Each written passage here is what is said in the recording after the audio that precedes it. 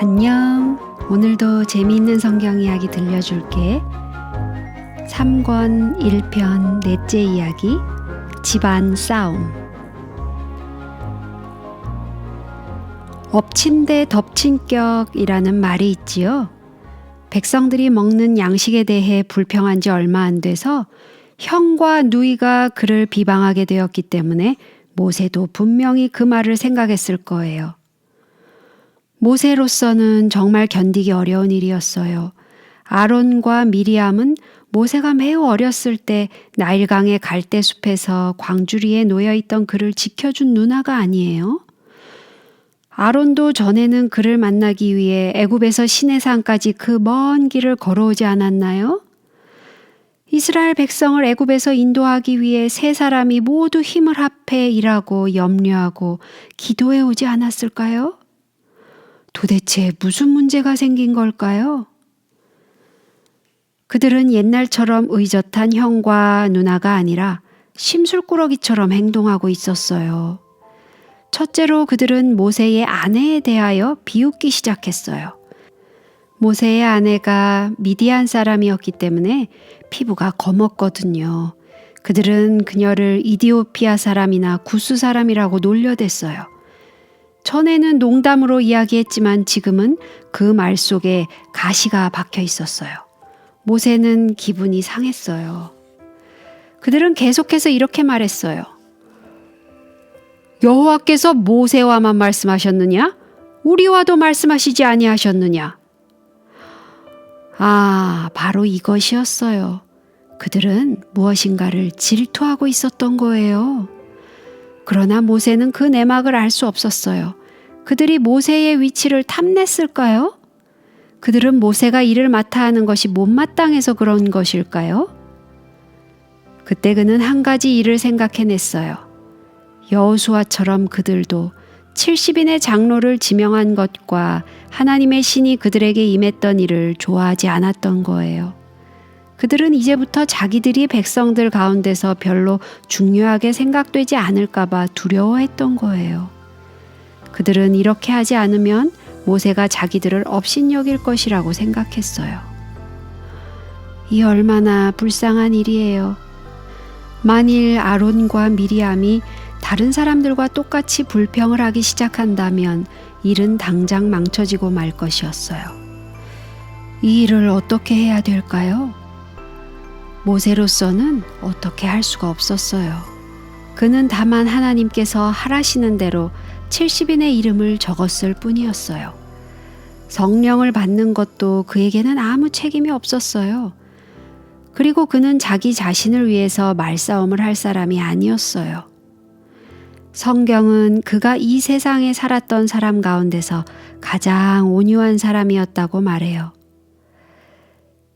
이번이야말로 하나님께서 간섭하셔야만 할 때였어요.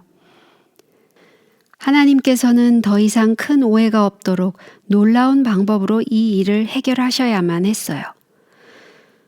모세의 장막에서인지 어디에서인지 모르지만 그들 셋이 모여서 이야기할 때 여호와께서 갑자기 모세와 아론과 미리암에게 이르시되 너희 세 사람은 회막으로 나아오라 하고 말씀하셨어요. 이것은 명령이었어요.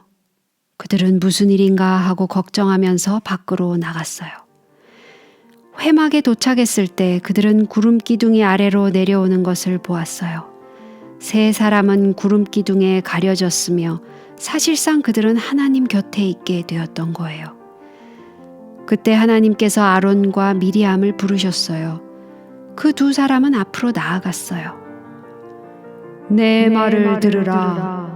너희 중에 선지자가 있으면 나 여호와가 이상으로 나를 그에게 알리기도 하고 꿈으로 그와 말하기도 하거니와 내 종 모세와는 그렇지 아니하니 그는 나의 온 집에 충성됨이라. 그와는 내가 대면하여 명백히 말하고 은밀한 말로 아니하며 그는 또 여호와의 형상을 보겠거늘 너희가 어찌하여 내 종 모세 비방하기를 두려워 아니하느냐. 아론과 미리암은 두려워 떨면서 가만히 서 있었어요. 그들이 모세를 비방한 것에 대하여 하나님께서 불쾌히 여기시는 것이 분명했으니까요.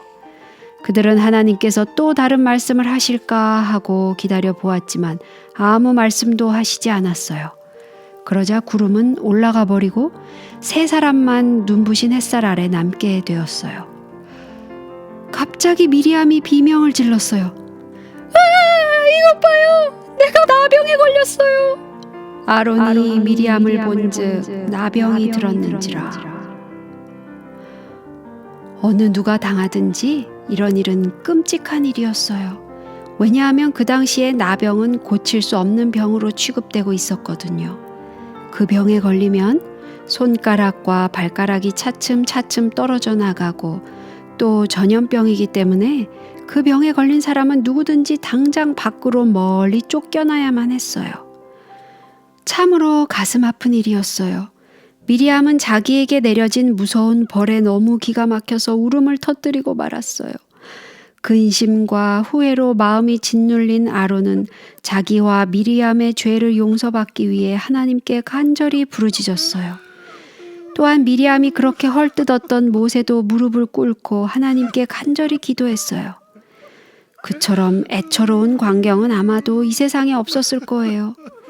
하나님께서는 이 모든 것을 지켜보시고 계셨어요. 하나님은 그들의 기도를 들으셨어요. 미리암은 낫게 되었어요. 그러나 미리암이 그 교훈을 잊어버리지 않도록 하나님께서는 7일 동안 그를 진영 밖에 두라고 명령하셨어요. 그 후에는 다시 집으로 돌아올 수 있게 되었어요.